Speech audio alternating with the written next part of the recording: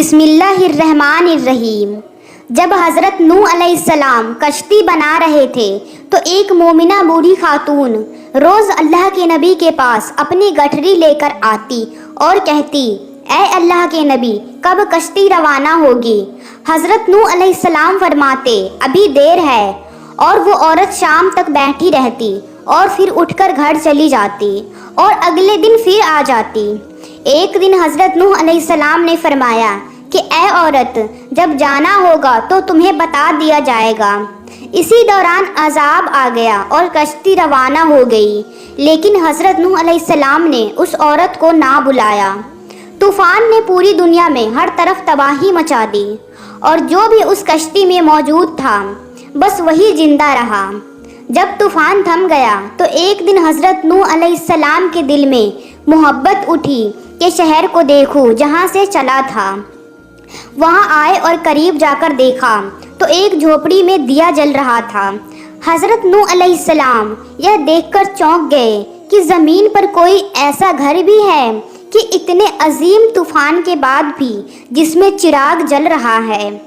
انہوں نے وہاں تکبیر بلند کی تو اندر سے ایک بوڑھی عورت سامان لے کر آ گئی اور کہنے لگی کہ یا نبی، کیا کشتی تیار ہے، چلے؟ حضرت نوح علیہ السلام نے حیرت سے اس کو دیکھا اور فرمایا، رکو اماں، کیا تمہیں کچھ بھی پتہ نہیں چلا؟ وہ کہنے لگی، یا نبی، کیا ہوا؟ مجھے کچھ نہیں پتہ چلا۔ تو آپ نے فرمایا، اتنا بڑا سیلاب آیا، بارش آئی، تمہیں کچھ بھی پتہ نہیں چلا؟ عورت کہنے لگی، یا نبی، بس ایک دن بادل گرجے تھے اور کچھ ہلکی سی فوار پڑی تھی۔ حضرت نوح علیہ السلام حیران ہو کر آسمان کی طرف دیکھنے لگے اور کہا، میرے اللہ، یہ کیا ماجرا ہے؟ اللہ تعالی نے حضرت نوح علیہ السلام کو بتایا کہ میں نے اس عورت پر عذاب نہیں بھیجی ہے۔ میرے پیارے نبی، اس عورت کے دل میں چونکہ تمہاری محبت تھی اور تم نے اسے پابند کر دیا تھا، اور کیونکہ تمہارا اس سے وعدہ بھی تھا کہ نجات کی کشتی میں اسے لے جاؤ گے، جب کہ تم نے اپنا وعدہ پورا نہیں کیا۔ لیکن اے نوح، میں تو تمہارے وعدے کا ذمہ دار تھا، اس لیے میں نے اس عورت تک عذاب پہنچنے ہی نہیں دیا۔ حضرت نوح علیہ السلام کی عمر تقریباً 950 سال تھی۔ آپ جس جھوپڑی میں رہتے تھے وہ اتنی چھوٹی تھی کہ جب آپ سوتے تو آدھا جسم اندر اور آدھا جسم باہر ہوتا۔ جب حضرت اسرائیل علیہ السلام روح قبض کرنے آئے تو پوچھا، آپ نے اتنے سال اس جھوپڑی میں گزار دیے، آپ چاہتے تو اچھا گھر بنا سکتے تھے۔ حضرت نوح علیہ السلام نے جواب دیا، میں نے تمہارے انتظار میں اتنا عرصہ گزار دیا۔ ملک الموت نے کہا، ایک وقت ایسا بھی آئے گا جب لوگوں کی عمر 100 سال سے بھی کم ہوگی اور وہ بڑے بڑے محل بنائیں گے۔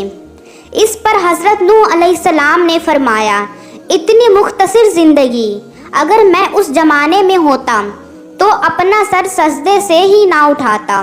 آئیے دوستو، اب کشتی کے بارے میں آپ کو بتاتے ہیں۔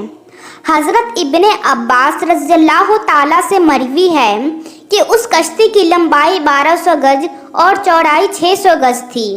حضرت سوری رحمۃ اللہ فرماتے ہیں کہ حضرت نوح علیہ السلام کو کشتی کے اندرونی اور بیرونی حصوں میں تارکول ڈامرا اچھی طرح سے ملنے کا حکم ملا تھا، اور ہدایت کی گئی تھی کہ کشتی کے سامنے کا حصہ بلندی کو اٹھا ہوا ہو تاکہ وہ پانی کو چیر سکے۔ اس کشتی کی اونچائی 30 گز تھی اور اس میں 30 منزل تھی۔ کشتی کے اوپر ایک ڈھکن تھا جس سے وہ بند کر دی جاتی تھی۔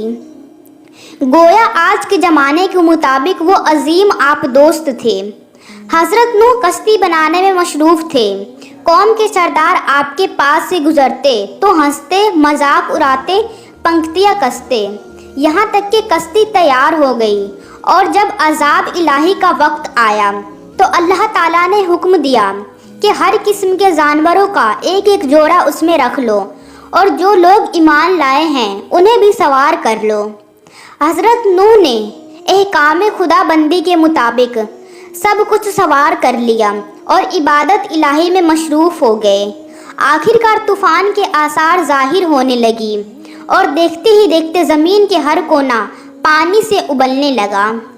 پانی سب کو بہا کر لے جانے کے در پر تھی۔ گویا قیامت کا منظر تھا۔ کشتی طوفان کی پہاڑ جیسی اونچی لہروں پر تیر رہی تھی۔ حضرت نوح علیہ السلام نے اپنے بیٹے کینان کو دیکھا جو ایک اونچے مقام پر موجود تھا۔ انہوں نے کہا، اے بیٹے، ہمارے ساتھ کشتی میں سوار ہو جاؤ اور کافروں کے ساتھ نہ رہو۔ اس نے کہا، ابا میری فکر نہ کرو، میں ابھی سب سے اونچے پہاڑ پر چڑھ جاؤں گا اور پانی سے بچ جاؤں گا۔ نوح علیہ السلام نے کہا، آج قہر الہی سے کوئی نہیں بچ سکتا۔ اسی سمے میں ان دونوں کے درمیان پانی کی ایک بڑی لہر پاس آئی اور وہ اس میں بہہ گیا۔ حضرت نوح علیہ السلام نے اپنے رب سے اپنے بیٹے کی مغفرت اور رضات کے لیے عرض کی، اے پروردگار، تو نے میرے گھر والوں کو بخشش کا وعدہ فرمایا ہے، تو یہ بیٹا بھی گھر والوں میں سے ہے۔ اللہ تعالیٰ نے فرمایا، اے نوح علیہ السلام، وہ تیرے اہل سے نہیں ہے کیونکہ اس کے اعمال اچھے نہیں ہیں۔ طوفان اور پانی کی لہریں اس قدر بلند تھیں کہ انہوں نے زمین کے تمام پہاڑوں کو بھی چھپا لیا تھا۔ زمین پر کوئی بھی چیز زندہ سلامت نہ تھی، سب کچھ ختم ہو چکا تھا۔ حضرت نوح علیہ السلام کی پہاڑ نما کشتی تھی جو اللہ کی مدد سے پانی کی بلند اونچائیوں پر خوفناک موجوں میں تیرتی پھر رہی تھی۔ حضرت ابن عباس رضی اللہ عنہ سے روایت ہے کہ کشتی میں 80 لوگ تھے اور ہر ایک کے ساتھ ان کا کنبہ بھی تھا، اور یہ لوگ کشتی میں تقریباً 150 دن رہے، اور اللہ تعالیٰ نے کشتی کا رخ مکہ مکرمہ کی طرف پھیر دیا تھا۔ کشتی 40 دن بیت اللہ کے گرد چکر لگاتی رہی۔ اس کے بعد اس کا روپ جبل زوری کی طرف پھیر دیا گیا جہاں وہ ٹھہر گئی۔ پھر حضرت نوح علیہ السلام نے اہل زمین کی خبر لینے کے لیے ایک کوے کو بھیجا۔ کوے نے زمین پر مردہ دیکھے تو ان پر جھپٹ پڑا اور ان کو کھانے لگا، جس کی وجہ سے کبوتر کو بھیجا۔ کبوتر ایک زیتون کے پتے کو لے کر آیا اور اس کے پاؤں کیچڑ میں لتھڑے ہوئے تھے، جن کو دیکھ کر حضرت نوح نے اندازہ لگایا کہ زمین خشک ہو چکی ہے۔ حضرت نوح علیہ السلام جودی پہاڑ سے زمین پر اتر آئے اور ایک بستی تعمیر کی جس کا نام سمانین رکھا، یعنی 80 آدمیوں کی بستی۔ اسی دوران ایک مرتبہ صبح سب سو کر اٹھے تو ہر آدمی کی زبان بدل چکی تھی، یعنی 80 زبانی ہو چکی تھی۔ لوگ ایک دوسرے کی زبان نہیں سمجھ پا رہے تھے، تو حضرت نوح علیہ السلام ہر ایک کی طرز زبانی فرماتے تھے۔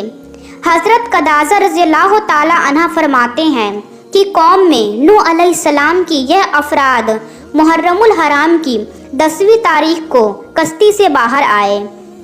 چنانچہ حضرت نوح نے ایک نئی بستی بسا کر دنیا کے سارے کاروبار کو جاری کیے، اس لیے آپ کو آدم ثانی بھی کہا جاتا ہے۔